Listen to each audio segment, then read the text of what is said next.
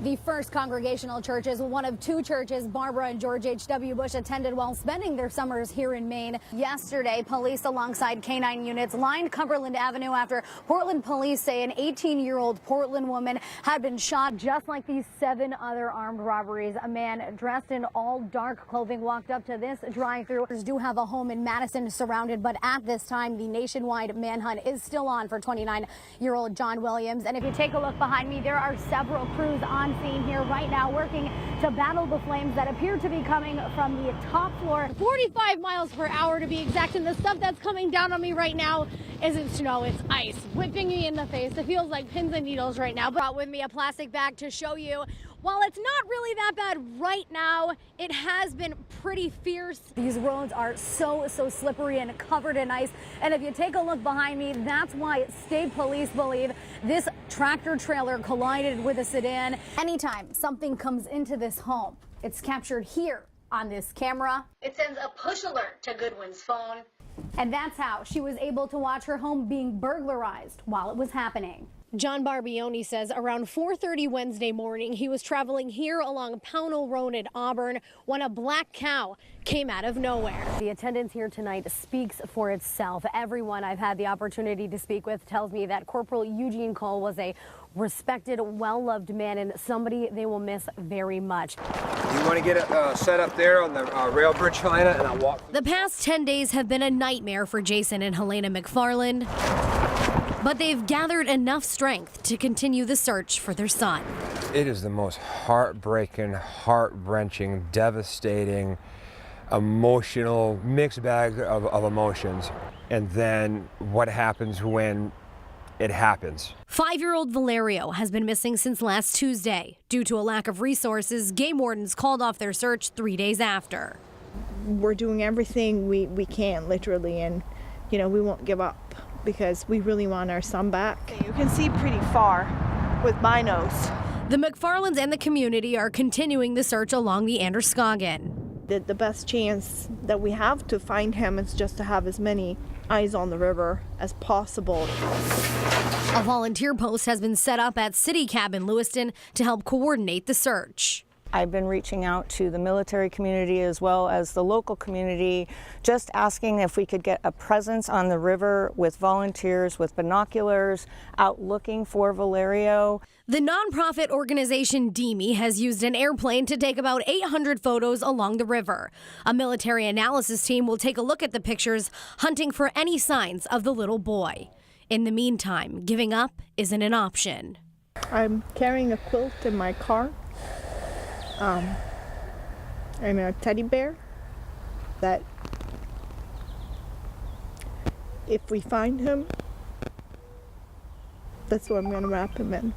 While friends and family of Valerio say they hope the community will continue to search every day, there will be another large push beginning tomorrow morning at 7 a.m. They're asking the public to meet here at City Cab. In Lewiston, Sam Reed, Fox 23 News at 10. Sunday morning, while Barbara Senecal made her daily trip to the mailbox down Woodlawn Drive, something caught her eye. I got almost there when I looked over and I saw the face of a fox. And I thought, well, he's just going to run away when he sees me. Barbara was wrong. Instead, the 20-pound rabid animal lunged at her. He just came out with such force. He just grabbed onto my legs. I fell down to my knees, and he was just biting me everywhere. And at 72 years old, she made the choice. I'm just thinking, I'm not going to die today. I'm not going to die. To grab on to the fox's neck in an effort to strangle it. I was just going to hold on as long as I could and see who won. A nearby neighbor heard her screams and called the Brunswick Police Department. Well, they had to bash him over the head with some logs just to get him to stop because they couldn't handle him either. Barbara is now being treated for rabies. Last week, just a few miles away, there was another rabid animal attack on High Street. Our dog is 80 pounds, and this was a pretty small skunk, and it was 9 o'clock in the morning or so. Andy Sokoloff says his dog Humphrey got into it with the nocturnal animal, who refused to back down. Our dog Humphrey had gotten the skunk, shook it really hard, threw it against a wall. My wife assumed that this little skunk was dead, and brought Humphrey around to the other side of the house, was washing him off, and there's the skunk coming back after him, limping and not acting the way skunks normally act. The Brunswick Police Department is urging the public to vaccinate their pets, be mindful of their surroundings, and they say if you see an animal acting strange, to give them a call. In Brunswick, Sam Reed, Fox 23 News at 10. It was a disaster on the diamond yesterday evening during a Little League baseball game at Goodall Park in Sanford. Police say 51-year-old Carol Sharrow drove her car through a gate into a field and back around, striking 68-year-old Douglas Parkhurst. She was on a mission. She wasn't stopping no matter what. It didn't matter. Police say Sharrow took off. Parkhurst died on the way to the hospital. Mark Stewart says he just dropped his son off at his game across the street when he saw Sharrow come plowing through the parking lot.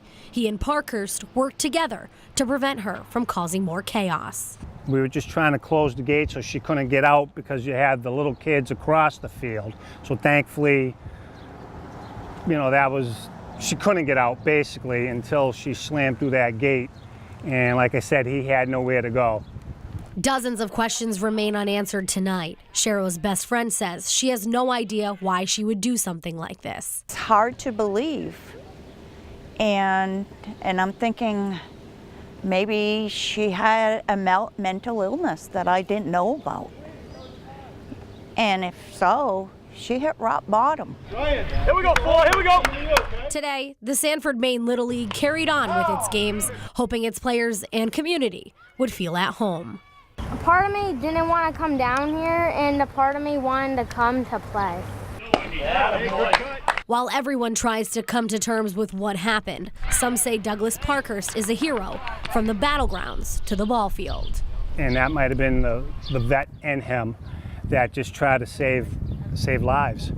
And fortunately, he gave his life for that. In Sanford, Sam Reed, CBS 13 News.